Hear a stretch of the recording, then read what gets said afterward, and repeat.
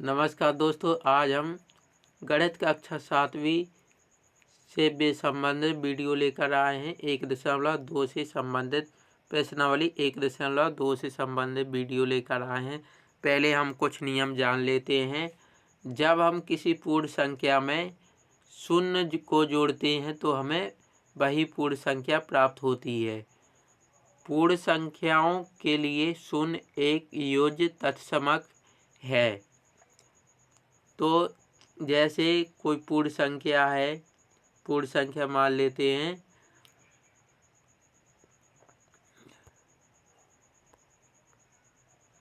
पूर्ण संख्या जैसे 3 है और इसमें हम क्या जोड़ते हैं, शून्य जोड़ते हैं, तो क्या प्राप्त होगा, हमें ऋण के 3 ही प्राप्त होगा। अन्य उदाहरण भी लेकर देखते हैं हम।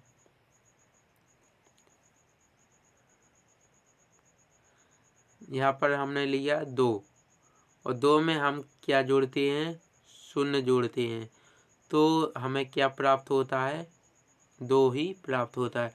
शून्य को किसी भी संख्या में जोड़ो तो वही प्राप्त होगा जो जिस संख्या में शून्य को जोड़ते हैं। अब हम अगला नियम देखते हैं। अगला वाला नियम है, जब किसी पूर्ण संख्या को शून्य से गुणा किया जाता है तो गुणनफल के रूप में शून्य प्राप्त होता है। यह नियम सदैव सत्य होता है कि किसी भी संख्या में हम शून्य का गुणा करें तो शून्य ही प्राप्त होता है। जैसे हम यहाँ पर शून्य में किसका गुणा करते हैं, 5 में शून्य का गुणा करते हैं तो हमें क्या प्राप्त होता है, शून्य होता है। यहाँ ऋण के 3 में हम शून्य का गुणा करेंगे तो शून्य प्राप्त होगा। ऋण के 8 में हम गुणा करेंगे शून्य का तो क्या प्राप्त होगा, शून्य प्राप्त होगा। अन्य उदाहरण भी लेकर देखते हैं।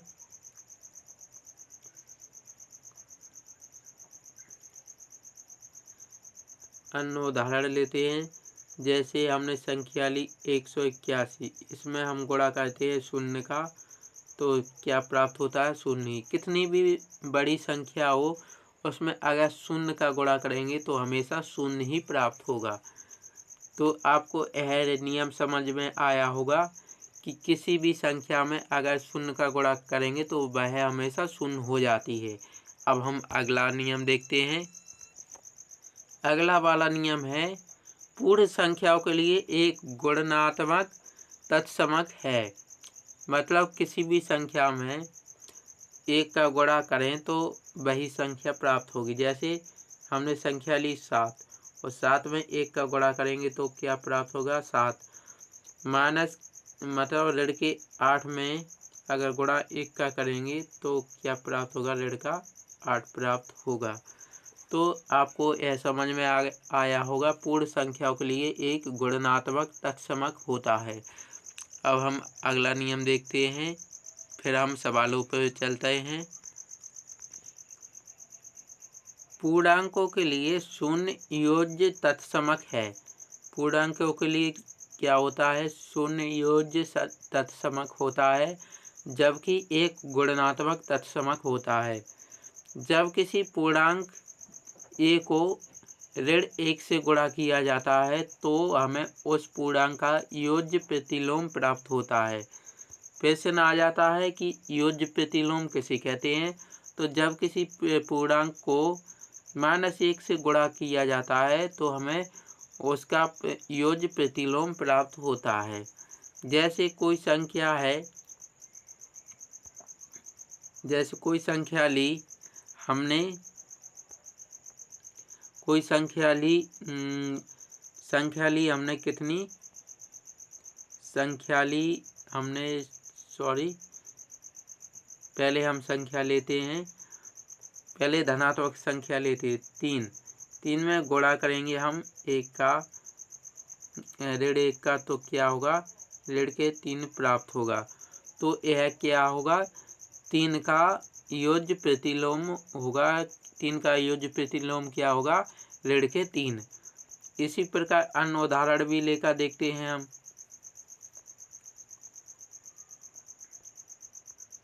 अन्य उदाहरण लेते हैं, जैसे हमने एक अंक लिया, मतलब अक्षर लिया बी में हम गुणा करते हैं ऋण 1 का, तो ऋण 1 का बी का मतलब इसमें गुणा करेंगे तो ऋण के बी प्राप्त होगा।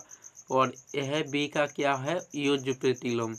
हम अंक और एक संख्या और लेते हैं 181। इसमें ऋण 1 का गुणा करते हैं तो क्या प्राप्त होता है हमें, ऋण के 181।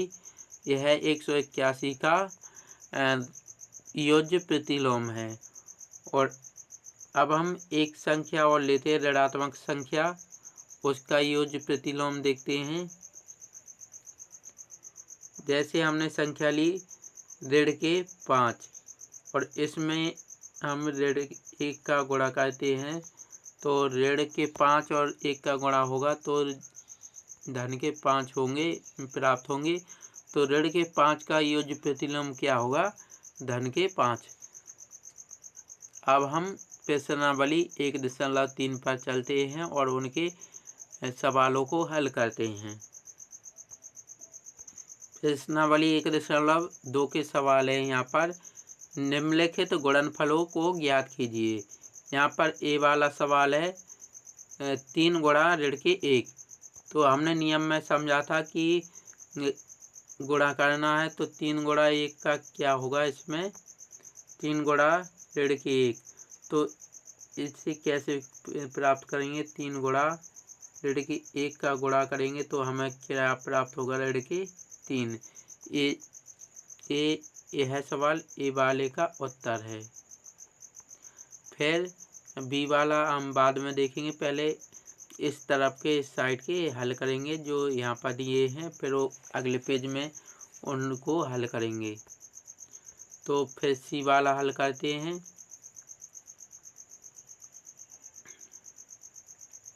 सी वाला सवाल है ऋण के 21 गुणा ऋण के 30। तो हमें ऋण के 21 में गुणा ऋण के 21 में गुणा ऋण के 30। तो 2 बार अगर ऋण हो तो क्या हो जाता है, धन हो जाता है। और यह 30 का गुणा करेंगे, 30 से कम 30 हासिल कितनी आई, 3, और 30 दूनी 60 और 3 63। कितना उत्तर आया, 630। इसी वाले का उत्तर है। फिर हम अगला सवाल देखते हैं, ई वाला सवाल है। यहाँ पर दिया है ऋण के 15 गुणा 0 गुणा ऋण के 18। तो इसमें हम क्या दिया है, ऋण के 15 गुणा 0 गुणा ऋण के 18। तो हमने नियम में समझा था, जब किसी संख्या 0 का गुणा करें तो हमें क्या प्राप्त होगा, हमेशा 0 प्राप्त होगा। तो यह भी हल हो गया। फिर इसके बाद हम जी वाला सवाल हल करेंगे। जी वाला सवाल है 9 गुणे 3 गुणे 9 गुणे ऋण के 3 गुणे ऋण के 6। तो कितने दिए हैं, 9 गुणे ऋण के 3 गुणा ऋण के 6। तो यहाँ पर सबसे पहले ऋण वाली संख्या को हल करेंगे हम। 2 बार ऋण है तो यह प्लस के हो जाएंगे, मतलब धन के हो जाएंगे, तो 3 18। अब हम इसका गुणा कर देंगे 9 और 18 का। 9 8 72, 9 एकम 9 और 7 9 7 16। तो इसका उत्तर क्या होगा, जी वाले का 162। अब हम अगला प्रश्न हल करते हैं, आई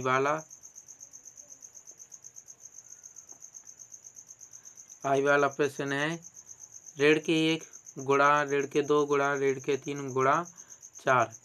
तो क्या दिया है, ऋण के 1 गुणा ऋण के 2 गुणा ऋण के 3 गुणा 4। तो सबसे पहले हम ऋण के गुणा कर लेते हैं। एक का गुणा ऋण का 1 का गुणा ऋण के 2 में किया तो 2 एकम 2 है, दोनों में ऋण है तो धन के 2 आ जाएंगे और बचे कितने गुणा ऋण के 3 गुणा 4। अब हम इनमें से किसी का भी गुणा कर लेते हैं तो इनका गुणा करते हैं तो यहाँ पर 2 धन के हैं और 3 ऋण के, तो धन और ऋण का गुणा होगा तो हमें से ऋण आएगा। द्वितीय 6 ऋण के 6 प्राप्त हुआ, फिर बचा क्या 4। अब हम ऋण के 6 और 4 का धन के 4 का गुणा करेंगे तो 6 चौके 24 ऋण के 24 प्राप्त होगा। तो इस प्रश्न का हल यह था आई वाले का। अब हम आगे और प्रश्नों को हल करते हैं। बी वाला सवाल है, जिस तरह ए वाला सवाल था उसी तरह बी वाला सवाल है। क्या दिया है? ऋण के 1 गुणा 225। तो ऋण के 1 में गुणा होगा 225 का, तो ऋण के कितने प्राप्त होंगे हमें? 225। तो यह इस बी वाले का उत्तर है। अब हम डी वाले को देखते हैं, डी वाला हल करते हैं। डी वाला सवाल है ऋण के 316 गुणा ऋण का 1। तो इसमें दोनों में ऋण दिया है तो ऋण के 316 गुणा ऋण का 1, तो दोनों में ऋण दिया है तो क्या हो जाएगा? यह तो धन हो जाएगा। हमें बिल्कुल साधारण तरीके से इनको हल मतलब गुणा करना है तो 316 का 1 में गुणा करेंगे, कितना प्राप्त होगा? 316। धन के 316 प्राप्त होगा। यह डी वाले का उत्तर है। अब हम अगला एफ वाला हल करेंगे। एफ वाला दिया है ऋण के 12 गुणा ऋण के 11 गुणा 10। तो हम इनको हल करते हैं। 12 कितने दिए हैं? ऋण के 12 गुणा ऋण के 11 गुणा 10। तो इनका सबसे पहले ऋण के 12 और ऋण के 11 का गुणा करते हैं तो 11 दूनी 22 और 11 एकम 11 और 2 13। तो ऋण दोनों में है तो धन हो जाएगा। फिर बचा क्या? 10 का 10 और बचा तो 10 का गुणा और करेंगे तो यह हमें प्राप्त होगा कितना? 1320। अब हम अगला सवाल देखते हैं, एच वाला सवाल दिया है ऋण के 18 गुणा ऋण के 5 गुणा ऋण के 4। तो एच वाला हल करते हैं। एच वाला सवाल ऋण के 18 गुणा ऋण के 5 गुणा ऋण के 4। तो सबसे पहले इनमें से किसी दो को हल करते हैं तो इन दोनों को हल करते हैं। 18 को ऋण के 18 को गुणा ऋण के 5 में करते हैं तो दोनों में ऋण है तो इनका क्या हो जाएगा? धन हो जाएगा। इनका गुणा करते 6 40 और 5 एकम 5 4 9। तो यह इनका कितना आया? ऋण के 18 गुणा ऋण के 5 का 90 और फिर बचे कितने? ऋण के 4। तो इनका गुणा करते हैं। इनका गुणा करने पर 4 9 36, मतलब ऋण के धन के 90 में ऋण के 4 का गुणा करेंगे तो हमें ऋण के 360 प्राप्त होंगे। यही हमारा उत्तर है। अब हम जे वाला सवाल को हल करेंगे। जे वाला सवाल दिया है ऋण के 3 गुणा ऋण के 6 गुणा ऋण के 2 गुणा ऋण के 1। तो हम इसको हल करते हैं। जे वाला कितना दिया? ऋण के 3 गुणा ऋण के 6 गुणा ऋण के 2 गुणा ऋण के 1। तो सबसे पहले हम कोई 2 को हल कर लेते हैं तो इनका हल किया और इनको भी हल कर लेते हैं। तो 3 का ऋण के 3 का गुणा ऋण के 6 में करेंगे तो हमें प्राप्त होगा धन के 18 और गुणा इनका करेंगे 2 का ऋण के 2 का गुणा ऋण के 1 में करेंगे तो सिर्फ क्या प्राप्त होगा 2। तो फिर इसके बाद 18 दूनी कितना 36। इनका उत्तर क्या आएगा 36 आएगा जे वाले का। अब हम इस प्रश्नावली का अगले सवाल देखेंगे। दूसरा वाला सवाल है निम्नलिखित को सत्यापित कीजिए, मतलब इनको सिद्ध करना है। पहला ए वाला सवाल है 18 गुणा बड़ा कोष्टक 7 प्लस कोष्टक में ऋण के 3 बड़ा कोष्टक बंद बराबर 18 बड़ा कोष्टक चालू 18 गुणे 7 बड़ा कोष्टक बंद प्लस मतलब धन का निशान बड़ा कोष्टक चालू 18 गुणा कोई छोटा कोष्टक ऋण के 3 छोटा कोष्टक बंद और बड़ा कोष्टक भी बंद। तो हमको इसे सिद्ध करना है। तो हम हल करते 18 गुणा कोष्टक वाले को हल कर लेते हैं। पहले लिख लेते 7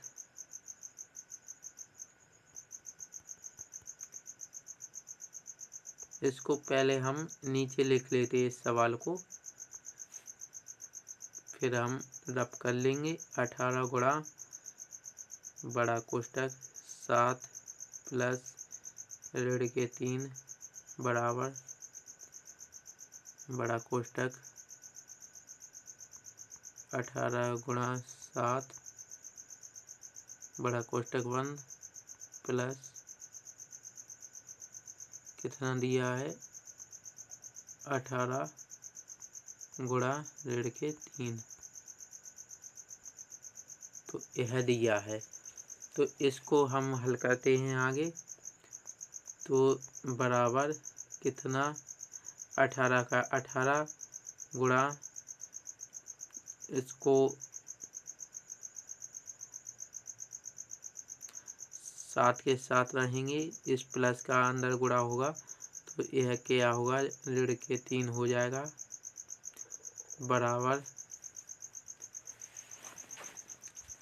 इसमें यहाँ पर हम बराबर नहीं यहाँ पर 3 लगाते हैं और बराबर यहाँ पर लगाते हैं, मतलब तो 7 8 है 56 और 7 1 7 और 5 7 5 12 यह 126 आ गया प्लस इसका भी हम गुणा करते हैं 18 का गुणा ऋण के 3 में।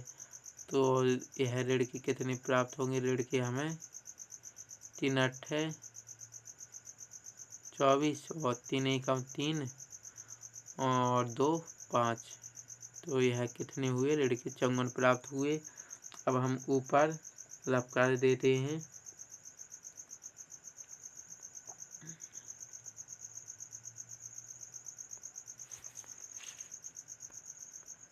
हमें प्राप्त हुआ था 18 क्या प्राप्त हुआ था 18 यहाँ पर 7 में से 3 गए कितना बचा 18 गुणा 7 में से 3 गए 4 बराबर 126 ऐसे ऋण के कितने इसका प्लस का मतलब धन का गुणा ऋण के 54 में होगा तो ऋण के 54 हो जाएगा। तो अब हम इसको 18 का गुणा 4 में करेंगे 4 8 32 4 1 4 और 3 7 कितना वो प्राप्त हुआ 72 और इसमें से हम घटाते हैं 126 में से 54 6 में से 4 गए 2 प्राप्त हुए और 12 में से 12 में से कितने 5 गए सो कितने 7 तो हमें यह प्राप्त हो गया 72 बराबर 72। तो यह क्या हुआ यह सत्यापित हुआ, मतलब यह बराबर है तो सत्यापित हुआ। इसे लिख सकते सत्यापित या इति सिद्धम भी लिख सकते हैं। अब हम बी वाला सवाल देखते हैं इसी का, उसे भी सत्यापित करना है।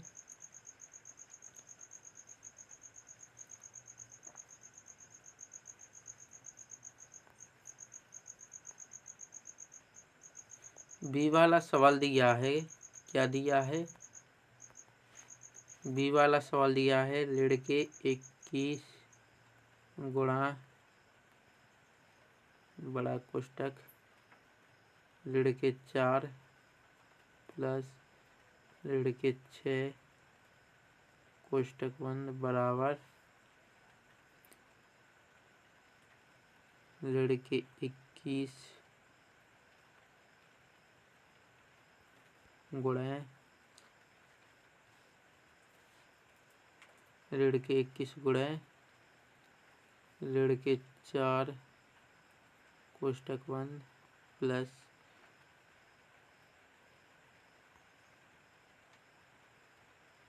कितने ऋण के 21 और गुणा ऋण के 6। तो यह सवाल में दिए हैं, तो हम इनको हल करते हैं। सबसे पहले इनको हल करते हैं, पहले कोष्टकों को हल करते हैं। तो यह ऋण के 21 तो जहाँ के तहाँ रहेंगे अभी, गुणा कोष्टक को हल करते हैं। बड़े कोष्टक के अंदर कितने दिए हैं? ऋण के 4, और फिर क्या दिया इनका, इनको ऋण का और धन का गुणा करते हैं। तो ऋण के कितने होंगे प्राप्त हमें? ऋण के 6, और फिर जो बराबर के बाद है उनको हल करेंगे हम। इसे रफ कर लेते हैं हम।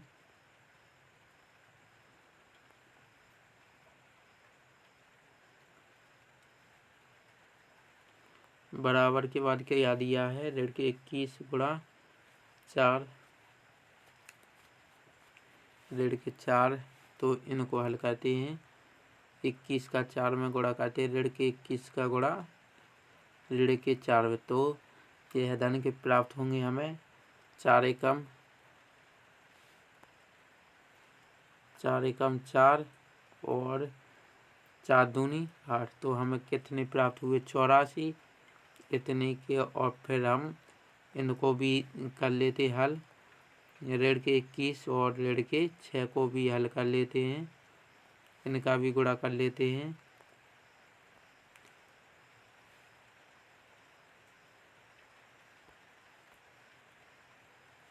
तो यह भी हमें प्लस के मतलब धन के प्राप्त होंगे। ऋण के 21 का गुणा ऋण के 6 में करेंगे तो कितने प्राप्त होंगे?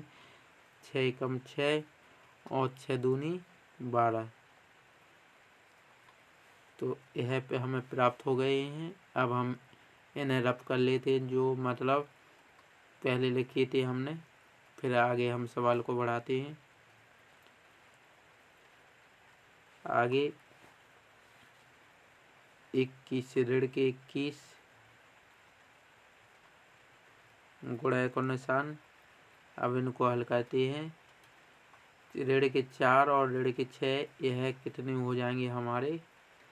ऋण के 10 हो जाएंगे, और बराबर यह कितने हो जाएंगे? 84 और 26 जोड़ देंगे, 6 और 4 10, 8 और 2 10, 1 11, और 1 का 8 और 2 10 1 11, तो यह हो जाएंगे कितने? 2 1 हासिल थी तो 2 हो जाएंगे, यह 210 हो जाएंगे। 84 और 126 जोड़ने पर कितने हो जाएंगे? 210। अब हम ऊपर वाला रफ कर देते हैं।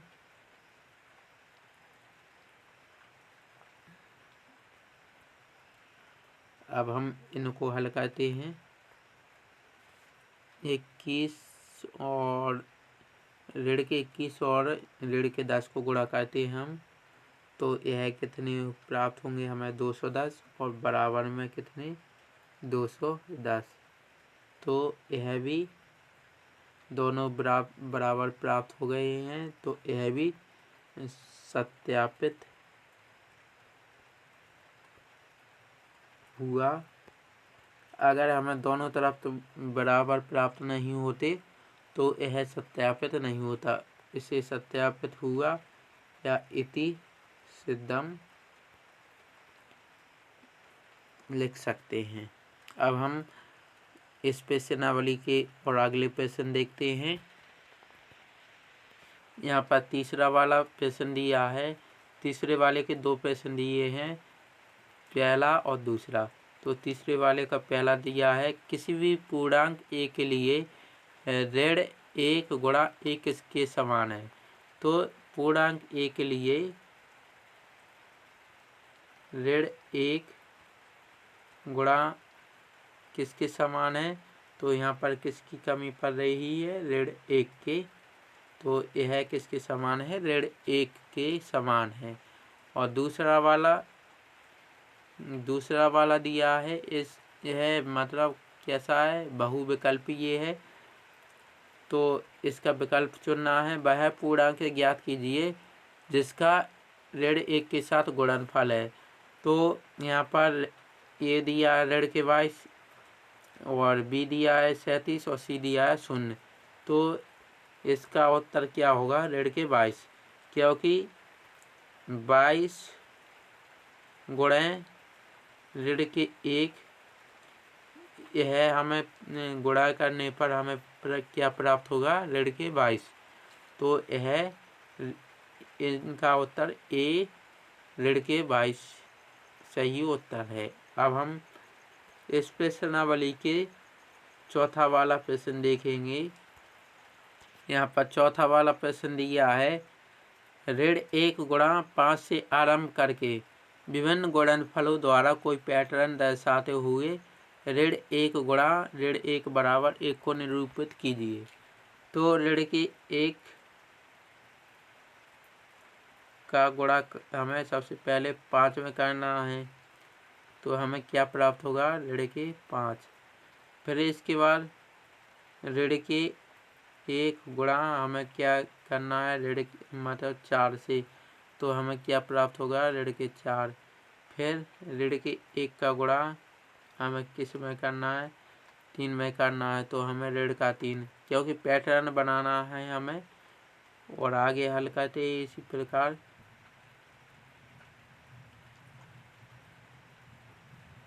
ऋण का 1 का गुणा हमें किस में करना है, 2 में करना है। तो हमें ऋण का 2 प्राप्त होगा। फिर इसके बाद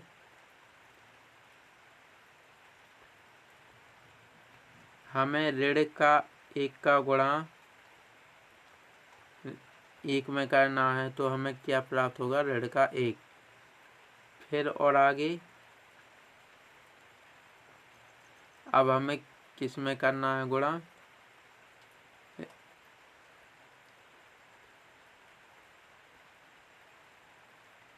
ऊपर वाला भी रब कर देते हैं। अब हमें गुणा करना है ऋण का 1 का गुणा किस में, 0 में। तो हमें क्या प्राप्त होगा, 0 होगा। फिर इसके बाद ऋण का 1 का गुणा ऋण का 1 में गुण करते हैं। तो हमें क्या प्राप्त होगा, 1 प्राप्त होगा। तो यह इस प्रकार यह निरूपित हो चुका है। और दोस्तों, आपको अगर यह वीडियो पसंद आई हो तो अपने दोस्तों के साथ शेयर ज़रूर करें। और इसी तरह की वीडियो पाने के लिए हमारे इस YouTube चैनल को सब्सक्राइब कर लें। हम धीरे धीरे गणित की कक्षा 7वें गणित की सभी वीडियो अपलोड करेंगे। थोड़ा समय ज़रूर लग सकता है। तो आप इस तरह की वीडियो पाने के लिए हमारे इस YouTube चैनल को सब्सक्राइब कर लें। साथ में घंटी वाले बटन को भी दबा लें, जिससे हम YouTube पर वीडियो डालें तो उसकी सूचना आपको सबसे पहले मिल सके। वीडियो देखने के लिए बहुत बहुत धन्यवाद।